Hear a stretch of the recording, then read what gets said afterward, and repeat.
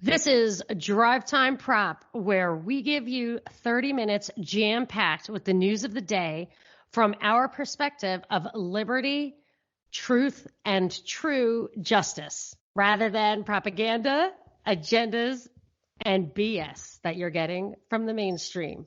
This is Monica Perez. And I'm Brad Binkley. The big story today, this week, over the weekend, is Jeffrey Epstein reported dead by suicide in, I think it's federal custody, causing an uproar throughout politics and the media. It did not take me long to see that conspiracy theories were going to take center stage in the Epstein case. And it, in my opinion, is no coincidence that that's right on the heels of the FBI launching a new focus on conspiracy theories as domestic terrorism, as a threat to our democracy. And the whole conspiracy theory theme around Epstein seems to me to refer to a kind of a throwaway passage in Cass Sunstein's famous memo on conspiracy theories, that some conspiracy theories are justifiable and some are not justifiable. So when you're in a closed society like the Muslim world, where they cannot expect the news to be fair or uncontrolled, it is justifiable for them to believe anti-American propaganda or anti-Israel propaganda when it comes to 9/11, for example.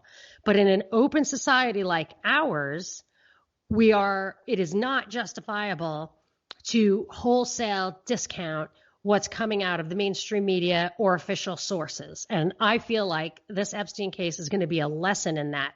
They made a conspiracy theory setup. I think this started even before the Miami Herald thing. The way this is rolling out was a psyop that's a year old or multi-years old.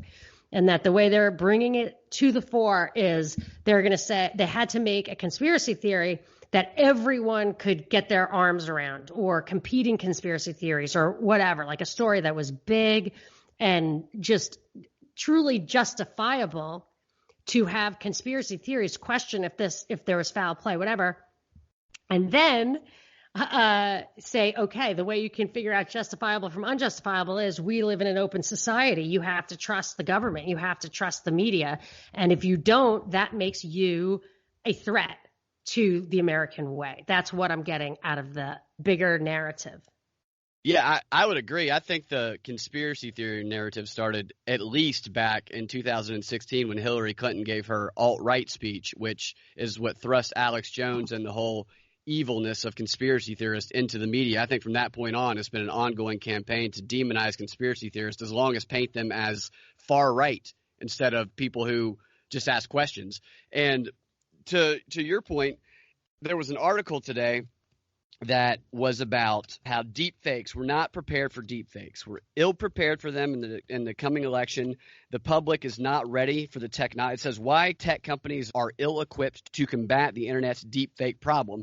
I find that interesting because nobody questioned whether or not maybe an Epstein photo is a deep fake. We're told on one hand that we're just not ready for deep fakes. We're never going to be able to differentiate between what's real and what's fake. And then we're told to believe this picture, believe that it's real and not question it. Yet the only companies that are being trained, quote unquote, trained by the Google News Initiative to authenticate photos and videos are the ones that are part of this Google News Initiative, like CNN, MSNBC, the Miami Herald. So that's another way they're going to be eliminating all the possible sources. They're going to say only those who have been trained by Google to authenticate whether or not something is real, those are the only ones you can trust. Everybody else just simply doesn't have the training. So I found it interesting that deepfake article came out today along with these conspiracy stories. But I have like 6 headlines that I can rip off real quick about the Epstein thing. Do you have one that you wanted to go to first? No, just the general Epstein story is, I think. Yeah, this there's totally plenty to it, so go ahead. Absolutely supports your thesis. Jeffrey Epstein death by apparent suicide inspires new conspiracy theories. That is from CBS News. A couple of quotes from that one. Online theorists Saturday quickly offered unsubstantiated speculation, including some retweeted by President Trump, that Epstein's death wasn't a suicide or it was faked. Mr. Trump's retweet of a conservative commentator, Terrence K. Williams, continued to reverberate, drawing bipartisan anger from members of the Senate Intelligence Committee who said the president was playing directly into the Kremlin's interest. So it's the Kremlin's, which immediately after this happened, I tweeted about how it was going to be blamed on the Kremlin. I listened to the 21st Century Wire podcast on this over the weekend, and they had a couple of very good little nuggets, one of which was that Joe Scarborough said that this killing someone in their jail cell is Russian style. Was that Joe Scarborough, or was it one of the Scarborough Marco said Rubio that things? The Russians must have killed Epstein to help Trump. That was his theory. Did he actually say that? Like, was that really what he was saying, or was he starting slow by saying, "Oh, it smells Russian" or whatever? I didn't watch it. I didn't actually watch the clip. I didn't either. So that's what I heard he said. Maybe he didn't say that. That's a good point. A second headline from the Washington Post: the dangerous cycle that keeps conspiracy theories in the news and Trump's tweets. A couple of lines from that one. Twitter in particular, as a platform of choice of many national journalists as well as Trump, has become the perfect vehicle for conspiracy theories, misinformation, and racist screeds to find massive audiences as messages grow from a few viral tweets to a trending topic. Then it goes on to say, when you ask experts about ways to limit the reach of racism and conspiracy theories, so they just attach racism to this. This is a Jeffrey Epstein story. He's not black. Terrence K. Williams, the guy who they just quoted for the tweet, is a black conservative, yet they attach racism to this as well. They say Twitter amplifies it, and they go on to say that Becca Lewis, a research affiliate at Data and Society who studies far-right political subcultures online, argued that Trump has turned his Twitter account into a powerful propaganda tool for some of those far-right movements. Which, strangely, there was a shooting in New Zealand today where nobody died in the shooting. Never good to have a shooting, always terrible. But the only reason it's in the news is because the person who did it, they found out was a white nationalist. There's shootings all over the world. They choose this one to highlight on CNN and the other mainstream outlets. Here's a third one: how Trump's paranoia and conspiracy theories became U.S. policy. That goes on to talk about how Cory Booker blames Russia. Fourth one, and this one is from the Huffington Post. YouTube conspiracy theory crackdown has one big winner: Fox News. Earlier this year, YouTube adjusted its recommended algorithm to deprioritize conspiracy theories. The change has yielded an unwitting beneficiary: Fox News. Previously, users who watch videos about hoaxes such as QAnon or Pizzagate could easily be pulled into an echo chamber of disinformation by YouTube's autoplay function, which queued up one conspiracy theory video after another. But now those who seek such content will often find a lineup of Fox News videos in lieu of more conspiracies. But then they bury this deep in the article. The number of YouTube recommendations going from conspiracy theorist videos to news outlet videos has modestly increased for all mainstream media outlets in recent months but the increase for Fox alone has been bigger than that of BBC, CNN, CNBC, CBS, MSNBC, NBC, and ABC combined, according to former Google engineer Gualami Chaslat, who helped design YouTube's algorithm and who now tracks YouTube recommendations. So we've been talking about that for a long time. First of all, he controls the algorithm. That he could easily flip that. There's no question. I mean, I remember when Parkland happened, they immediately turned off all real conspiracy stuff or real anomalies. All unpatriotic facts were purged that day or the next day. I could no longer search. And I actually got suppressed personally that in the aftermath of that. But that article, maybe it's not exactly in support of what I'm gathering is the bigger picture here, but it definitely goes in that direction, which is it's just like what we've been talking about for a few years now, where the mainstream media won't actually point to their better sources or their better evidence. They absolutely refuse to do that in claiming their superiority as a source of news.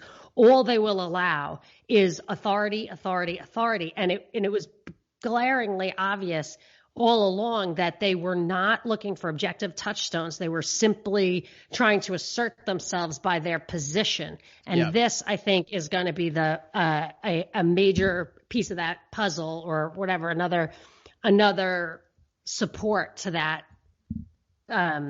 push. I completely agree. It's part of this ongoing process of regaining control of the information that people get, since, as you talked about a lot, the internet opened it up a little bit. It was started by DARPA, it still opened it up, and now they're reining it back in and reestablishing control over everything. Yes, and I think I underestimated the extent to which the internet was put out there, not as like a controlled platform or a limited hangout to be peeled back, whatever.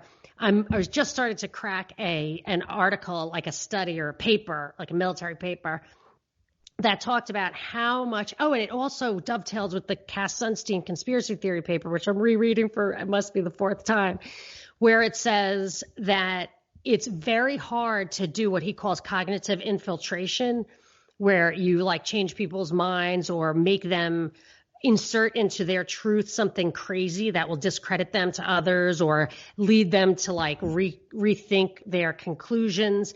He says very hard to do that on a one-by-one basis in meat space where people can sniff you out. It's much easier to do that in the digital arena.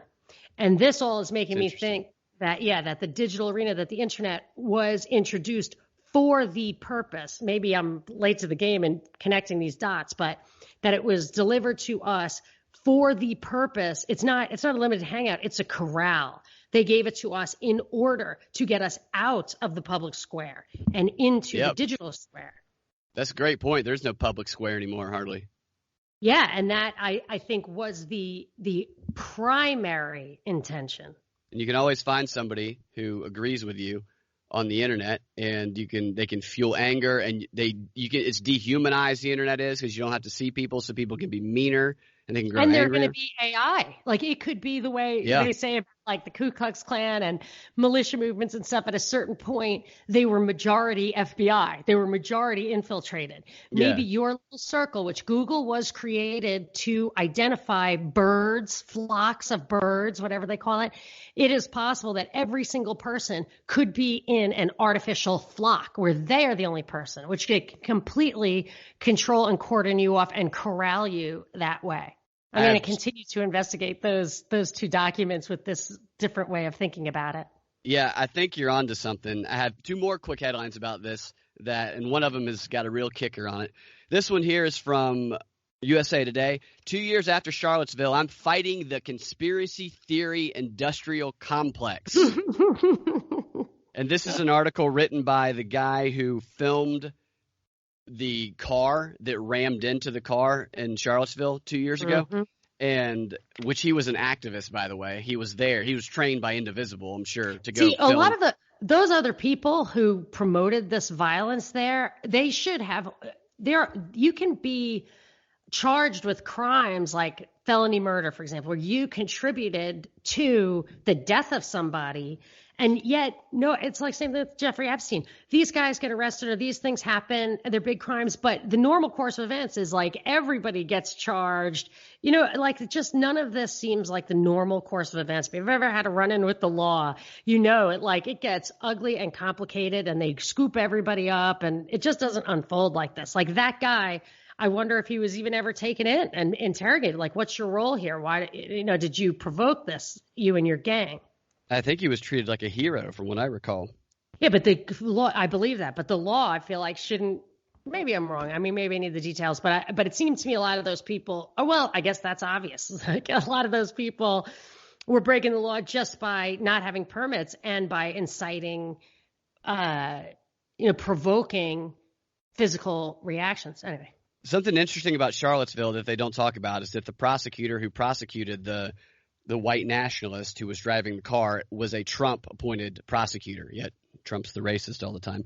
Mm-hmm. This article concludes by saying that the role in the conspiracy theory industrial complex in perpetrating violent acts of white supremacy and in confusing the post-tragedy narrative of these acts must be obscured. So once again, it's racist to be a conspiracy theorist. And here's the kicker. I think you'll like this one. From the New York Times, that's important. Epstein's suicide conspiracy theories show how our information system is poisoned. With each news cycle, the false information system grows more efficient. The collision of two forces is so troubling that an FBI field office recently identified fringe conspiracy theories as a domestic terrorist threat. In this ecosystem, the media is frequently outmatched, and despite its best intentions, often acts as an amplifier for the baseless claims, even when trying its best to knock them down. And then a little bit earlier in the article, it says, on Saturday afternoon, computational propaganda researcher Renee DiResta. Oh, my gosh, I know who she is. She was Yes. part of Army Cyber Command. She's one of the 3 people on the top of New Knowledge, and boy, is she fishy. And that's exactly what I wanted you to is this is New Knowledge, the only group who has been proven to create fake Russian bots and accounts, and their leader was suspended from Facebook for fake news, are always the group that is cited when we go back to this fake news Russian bot stuff every single time. And this article, they quote her throughout this entire article. And that is why we believe in conspiracy theories, because Right. the information, the analysis is given to us by military intelligence. Let me tell you that so you found that in the New York Times. That's New York Times, yeah. Today in the Wall Street Journal, the article is conspiracy theories fly online over Epstein's death. Then they go into, I want to read a few passages. We have a couple of minutes left on the Epstein topic. Okay. It says, among the more outlandish theories gathering attention on social media, Mr. Epstein, who for decades mingled with the rich and politically powerful, including President Trump and former President Bill Clinton, was murdered by someone fearful of what he might say. Another theory postulates Mr. Epstein isn't even dead. So the idea that there was foul play is an outlandish conspiracy theory, because there was all this reason to think that people wanted him dead. They don't dispute that. But let me go on. The real thrust of this article was, it says, the death of Jeffrey Epstein set off a wave of conspiracy theories online that demonstrate both how social media fuels misinformation and threatens to erode public acceptance of the results of any investigation. So this goes to where this is a threat to the FBI. So the FBI says conspiracy theories are domestic terrorism, but now conspiracy theories are also a threat directly to the FBI in real cases. It says conspiracy theories are unlikely to complicate probes conspiracy theories are likely to complicate probes underway by the Federal Bureau of Investigation and the Justice Department.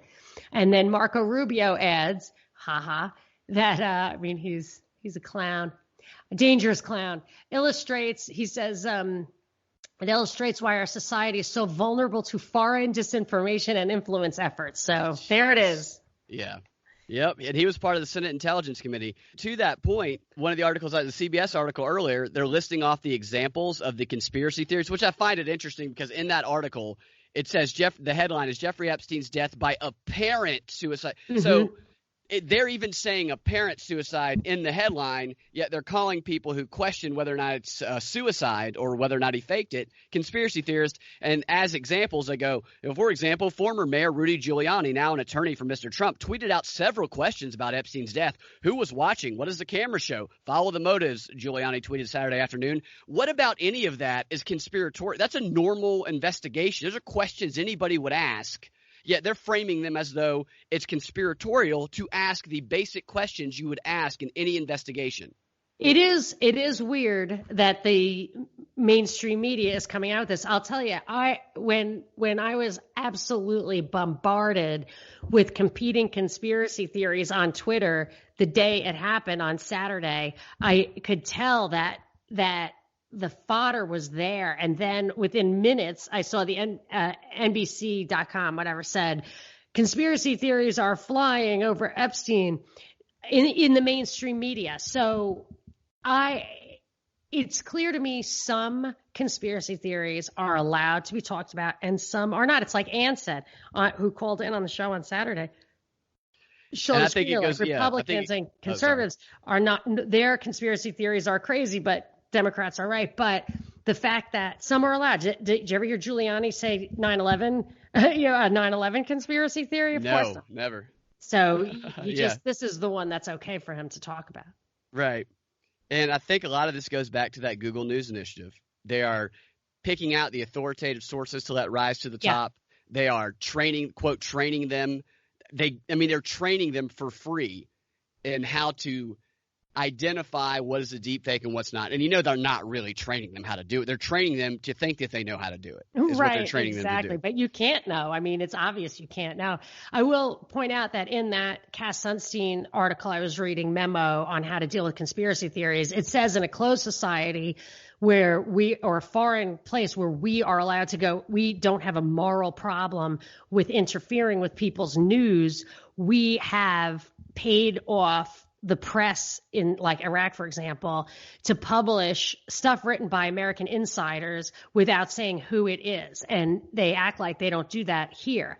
But two examples I found over the weekend, one I knew a long time ago, but it just popped back in my mind, was that Epstein pioneered the public rehabilitation of his image, including a whitewash piece by Michael Wolff, I think his name is, who wrote that Trump book, Fire and Fury or something, which was also full of it.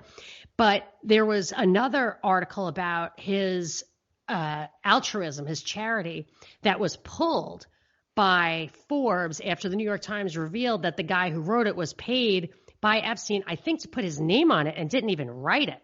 Yeah. So what I'm saying is, and then on the Journal on Saturday was this big article about how we need to give up our civil liberties because of white nationalism. And I'm thinking it's written by a journalist, but, I forgot to look, and the guy was complete, like FBI, military, whatever. So that was white propaganda. But they also engage in black propaganda over here, which you don't know that the person is actually working for one side or the other. And that, I think, is coming to us. And so you can't trust the mainstream stuff even here. And they're doing it intentionally to keep us from finding out the truth about some stories they don't want us to know. I think there's a lot of black propaganda going on over here, especially lately. Do you have a headline you want to go to? Are we finished with the Epstein thing? I have one more Epstein thing. Yeah, go ahead. Just that Bill Barr is investigating, and he was going to, originally said he was going to recuse himself, and I smelled a rat with that. Supposedly his dad gave Epstein his first legit job. That, I believe, is unconfirmed. And I remember reading Bill Barr's bio when he first was appointed or nominated, saying, I noticed this very brief stint at Kirkland and Ellis in an otherwise total 10-year lull of his career. And I remember thinking, what the heck is that? And then he comes out when this Epstein thing reemerged some months ago saying, well, I worked at Kirkland and Ellis when they were one of his lawyers, so I can't look in the Alexandra Acosta thing and all that kind of stuff. So it felt to me like he was being set up to have a conflict of interest with Epstein. And I think that is going to play into this, which is about conspiracy theories, but it also, conspiracy theories themselves lend themselves to the dialectic, and that did Trump did it or did Clinton do it? So now Bill Barr folds in with the Russia style with Trump for that end, because they really needed to make that. The Trump stuff just doesn't hold water with Epstein. As a matter of fact, it's the contrary. So I think all this stuff weighs on that side, which is why I think the Epstein story, this chapter of it, was scoped out long before the Miami Herald articles, a year or two ago. And I would say I wonder if Brad Edwards would consent to interviewing with us. That's a good question. We can definitely contact him, try to find out. Yeah, but I think that's all I have, except for I am eager to look at the 2,000 new documents that are going to come out about Epstein, his detailed diaries, which I assume will be a limited hangout, which will exonerate a few choice people like Dershowitz or Prince Andrew. And I encourage people to listen to our last show, the WSB show, because we talk a lot more about this stuff in depth. Okay, shifting gears. We've talked a little bit about the Hong Kong protest. Before it really kind of went mainstream, we were bringing this up a little bit. The airport in Hong Kong has canceled all its flights, and it has been shut down due to protesters, activists, who have been conducting a 4-day sit-in, a common tactic used by Indivisible over here, except at a little bit more of an extreme level. And my theory has been that a lot of these protesters are calling them the resistance. They're talking about how they're pro-democracy and they're fighting authoritarians. They're using the same language that they use to describe Trump in the media. And I think that they're modeling these tactics to try and spread these types of protests, the boldness of these protests, like a contagion around the world, specifically here in America. And right on the heels of that, there was protest all over the country today here in the United States. Activists conducted a mass sit-in, similar to what was done over in Hong Kong, except they did it at Amazon physical stores and Amazon headquarters. They were protesting Amazon because of the company's work with ICE. So a similar tactic was used now all around America. And these tactics are also talked about in the Indivisible Guide. But I find it interesting that one kind of broke out shortly after it was publicized. It was publicized that Hong Kong had been doing in China. And on top of that, there's another headline. Every single day I'm seeing headlines about the different types of protest tactics that the Hong Kong protesters are doing and the type of tactics that the police are using to stop them. So yeah, that was in the article today in the Wall Street Journal. Hong Kong police demonstrate water cannon as protests linger. Hong Kong police show off water cannons Monday as pro-democracy street protests stretched into the 10th week with no sign of either side backing down. The demonstration of specially equipped armored cars came with another week of protest at Hong Kong's bustling international airport and on the streets of one of the city's main shopping districts. Now, they also had an article that I didn't get to last week where they talked about the sonic weapons that Hong Kong police or Chinese police were going to be using and Hong Kong police to stop the protesters. So I just expect to continue seeing similar tactics mirrored over here that we're seeing there. And I expect them to grow bolder and bolder, just like these have grown bolder. And interestingly enough, protests are rising up in Moscow as well that are threatening Putin, they say. And here's another headline from the Washington Post. The protesters of Hong Kong and Moscow aren't backing down. In two world cities, a defiant brand of people power is standing tall against authoritarian rule. I mean, that sounds like it's right out of the Indivisible Guide right there. And you know where else they gave us all that, lots and lots of news about protests is France. But when I went actually over to France briefly, they were laughing. They were like, yeah, no. Although I did see some broken windows, they said it was absolutely greatly exaggerated. Really? So I would say the Hong Kong thing has a purpose. I believe from what I was reading that there is a purpose to why our government is promoting those protests. And I'm sure that we're doing it over in Moscow too. I mean, I think Stacey Abrams' affiliation in Russia had accusations that I think they may even have been connected with Magnitsky. Like there was some plausible argument that one of her internships was involved in kind of meddling with the politics of Russia. So I'd be very surprised if we don't have anything to do with that. I'm sure we do. And Hong Kong similar. So that we have a purpose of that. But the stories about the protests, to the extent that the stories about the protests in France were exaggerated over here or emphasized over here over the protests and the reason for the protests, that is interesting. Yeah, it's interesting. They're gonna focus on that. And they're gonna dramatize it to make it appear bigger than it is, in hopes of spreading it and making it bigger and manifesting a reality, kind of like they do with the resistance over here. JJ commented on.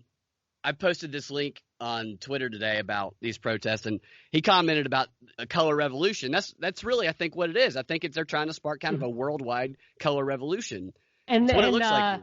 Nomadic Everyman tweeted back, or a no color revolution, because the color neutral revolution, just for PC's sake, perhaps.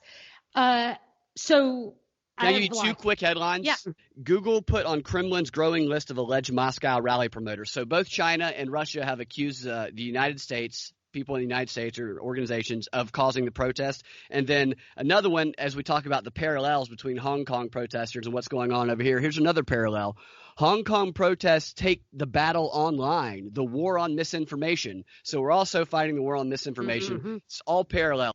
Yes. And actually that also emphasizes this idea that it depends on your government and your type of government whether conspiracy theories make sense or not. So we can infiltrate their news. We can put misinformation, or he calls it counter misinformation is what Sunstein calls it. He doesn't call it truth. He doesn't call it truth. He calls it counter misinformation. Yeah. Okay. Well, I've got a couple of kind of financial quick hits and two other things.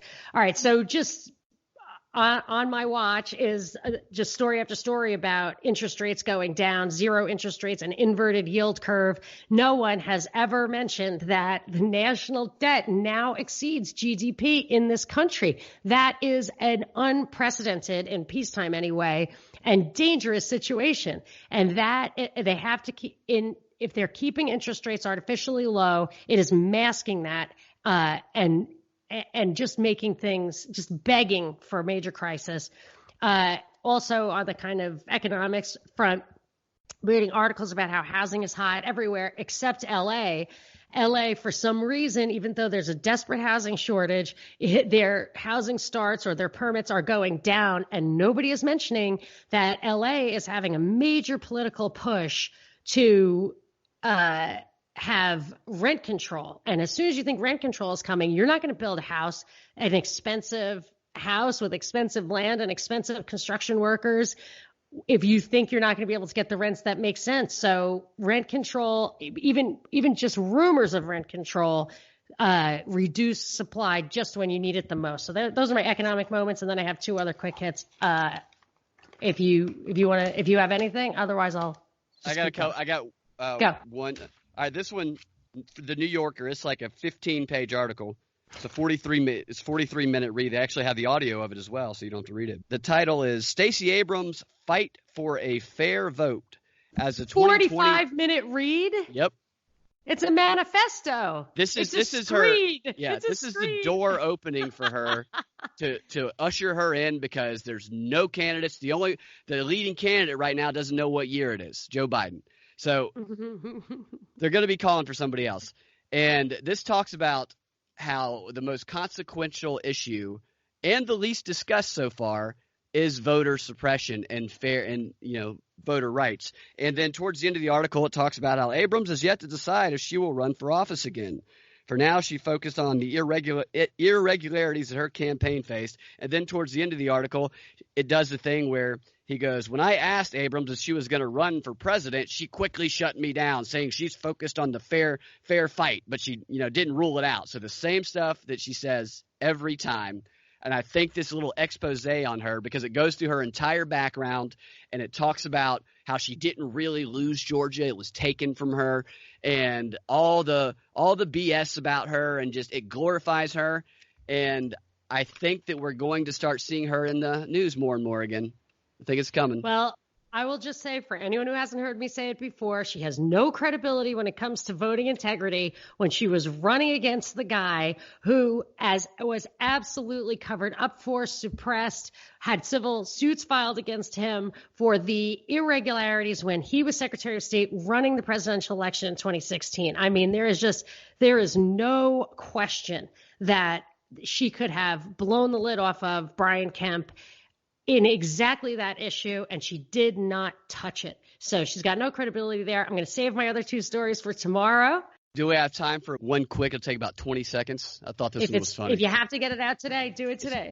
Bizarre new VR makes people feel like they're spiders. A new reality illusion can trick users' brains into thinking they inhabit a non-human body like a bat or a spider. So anybody who says advanced video games don't affect your psyche is lying to you. You can find the Drivetime prop at thepropreport.com every day at 4 p.m. or your favorite podcasting platform. We'll talk to you next time.